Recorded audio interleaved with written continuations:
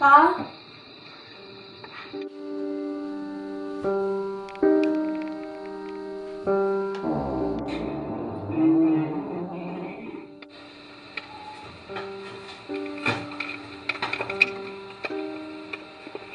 Ito?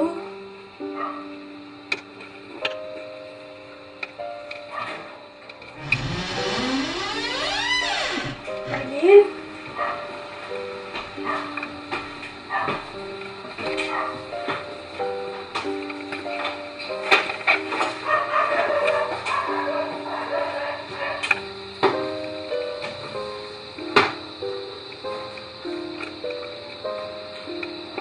Ano ba to?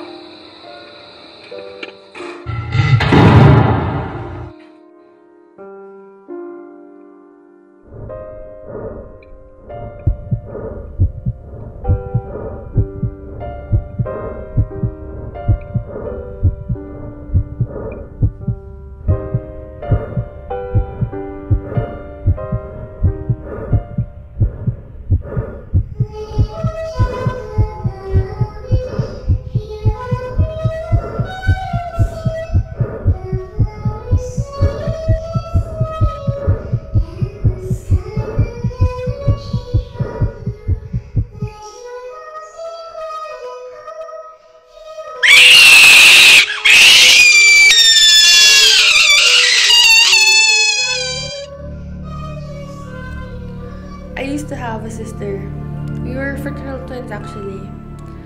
We were best friends. We were inseparable. We shared everything. We shared secrets, same type of clothes, problems, and almost everything except admiration and attention. There was this guy that changed the direction of our lives. Caleb was a childhood friend. Someone we knew ever since we were in diapers. He's always been there for us, but I've always felt different about him. I think I've been in love with him ever since I've seen him.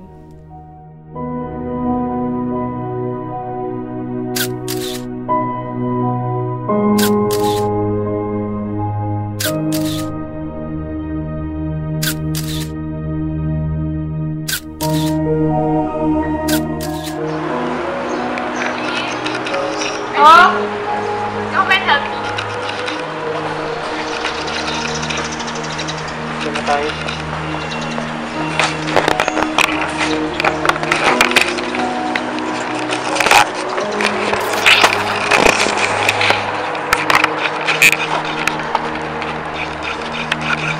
Mag-smile ka.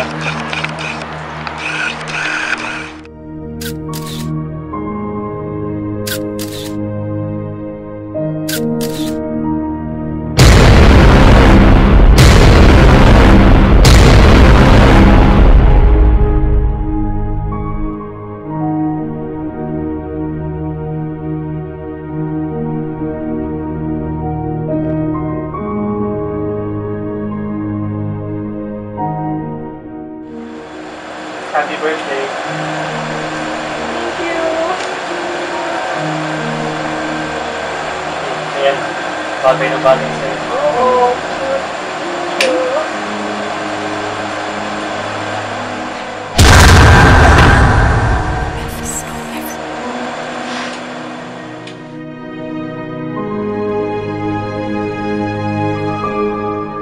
Thank you.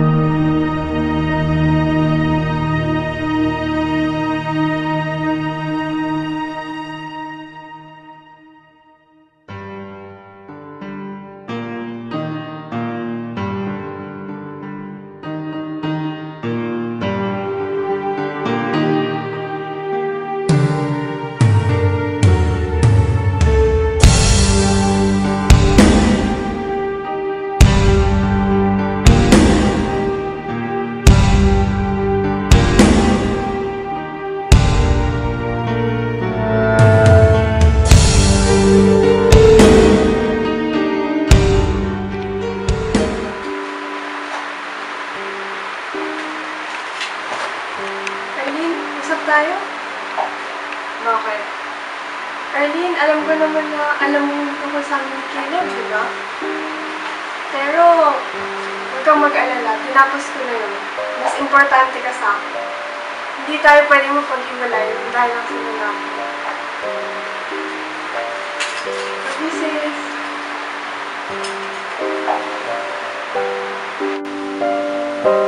So, wala na si Caleb?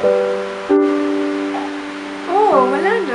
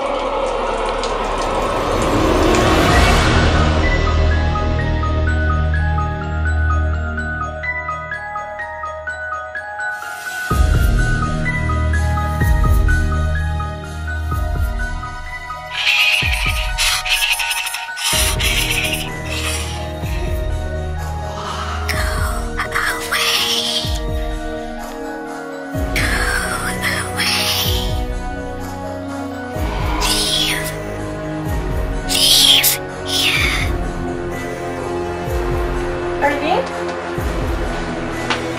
Arlene, okay ka lang? Ano nangyari sa'yo? Hindi! Ha?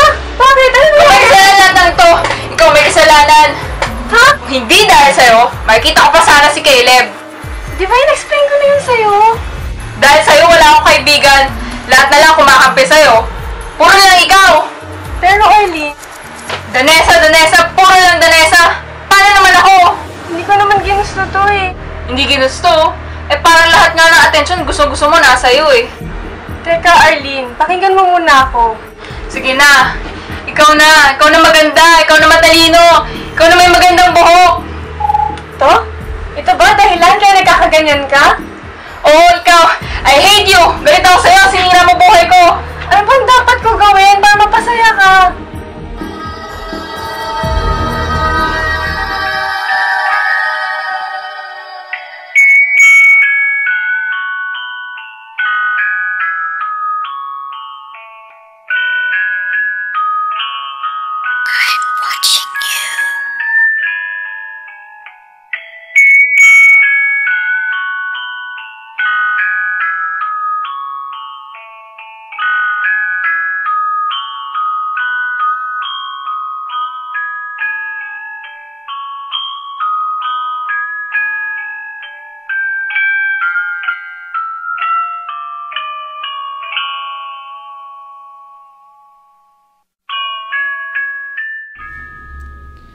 I used to have a sister.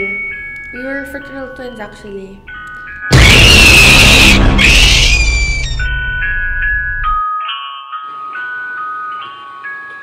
Trichophaga came from the Greek words tricha, meaning hair, and phage, meaning to eat.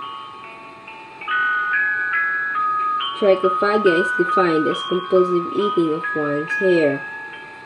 Trichophagia is not when an individual is mindlessly chewing on the ends of their hair, as many young children do when they are bored. It occurs when hair that is still attached to one's head is chewed and then swallowed. The hair will eventually collect in the sufferer's stomach and will cause stomach problems such as indigestion. Trichophagia is related to another compulsive disorder, trichotillomania. Both trichophagia and trichotillomania involve compulsions surrounding an individual's hair. Trichotillomania sufferers will just pull out their hair and will not eat it, while on the other side, trichophagia sufferers will not always pull out their hair, but will consume it when it is still attached to their head. Treating the disorder of trichophagia is similar to the treatment of other impulse control disorders. The disorder is believed to be caused by a chemical imbalance in the brain, It can be treated with a combination of antidepressant drugs and psychotherapy.